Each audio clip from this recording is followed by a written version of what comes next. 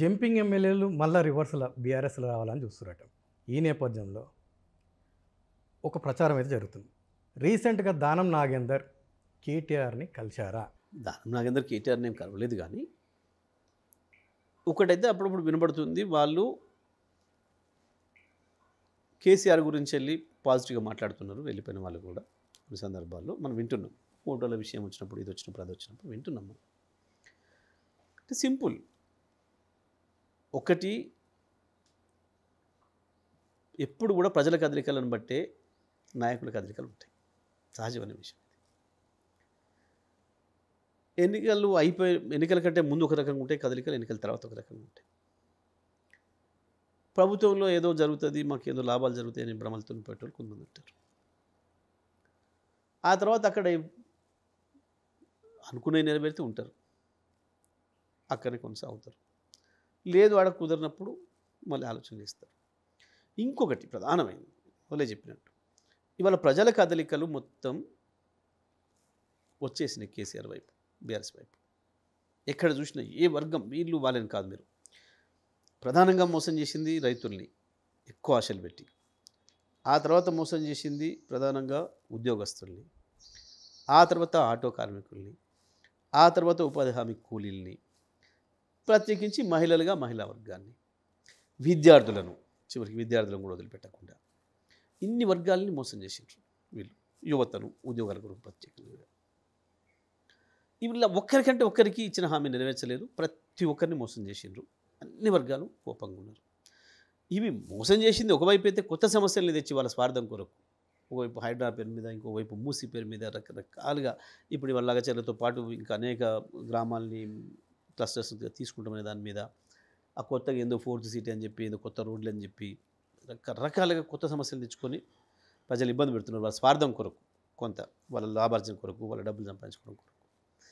దీంతో అన్ని వర్గాల ప్రజల్లో వ్యతిరేకత వచ్చింది, మనం చూస్తున్నాం.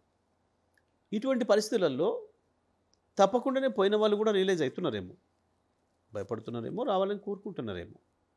వస్తే అట్లాంటి ఆలోచన వాళ్ళకు ఉన్నాయి, కానీ కలవడం అయితే ఎవరు కలవలేదు. వాళ్ళే కాదు, వాళ్ళతో పాటు ఇంకొంత కాంగ్రెస్ కొంతమంది ఎమ్మెల్యేలు కూడా బీఆర్ఎస్‌లోకి జంప్ అవుతారని చెప్పేసి ఓ ప్రచారం. ఒకవేళ వాళ్ళు జంప్ అయితే బహుశా నాకు తెలిసి ఇప్పుడే కారు. అంటే మీకు ఆ ఇంటి ఉంది జంప్ అవుతారని. అది ఊహ, అది అత్యాశ కూడా. ఎందుకంటే అవునన్నా కాదన్నా వాళ్ళకి ఇంకా 3.5 ఏళ్ళు అధికారం ఉంది డెఫినెట్గా. సరే ఇప్పుడు పనులు కావట్లేవనో ఇంకోటనో ఏమైనా కోరికలు ఉండొచ్చు, లేదా ప్రజల్లో ఉన్న ప్రభుత్వం మీద వ్యతిరేకత వచ్చింది, మనం రేపు దీంట్లో నిలబడితే గెలవం అన్న భావన వచ్చి ఉండవచ్చు.